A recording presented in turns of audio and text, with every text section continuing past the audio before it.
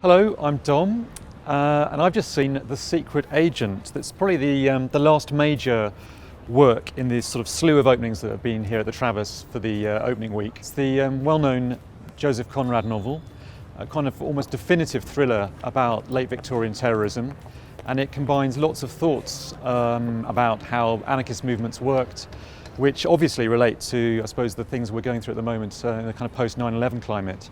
Theatre O are the company responsible for bringing it to the stage. What they've done, I suppose, with this show is use some of their characteristic playfulness and theatricality, but while staying true, I think, to the heart and rather shadowy soul of the novel. It's certainly going to be a show that divides critics, divides opinion. It takes quite a lot of liberties. The audience are involved at various points. It has a definite reference to early 20th century music hall. So the initial, I'd say, half an hour is very disconcerting. You think you're in for rather a romp even. And it takes a while to get to work out who's doing what. There are only 5 actors altogether. It's a bit of a theatrical experiment.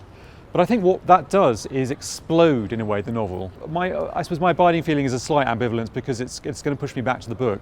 I remember the novel as a child, as a young adult, I should say, and it's a haunting, beautifully written book. It really sort of gives an eye on a vanished London, and that doesn't come across so well in the production. I don't think you feel really immersed in a labyrinthine landscape. And even, I think, the most famous sequence in the book, which involves the kind of march to the Greenwich Observatory, and with obvious disastrous consequences in the case of the rather hapless, sort of brain-damaged boy hero, Stevie. It feels as though there's been maybe a little bit of shortcutting going on there. I think it's a work in progress. It's going to be touring across the UK after this Edinburgh run, and although there were a few walkouts, I think there were many more people who were glued by it.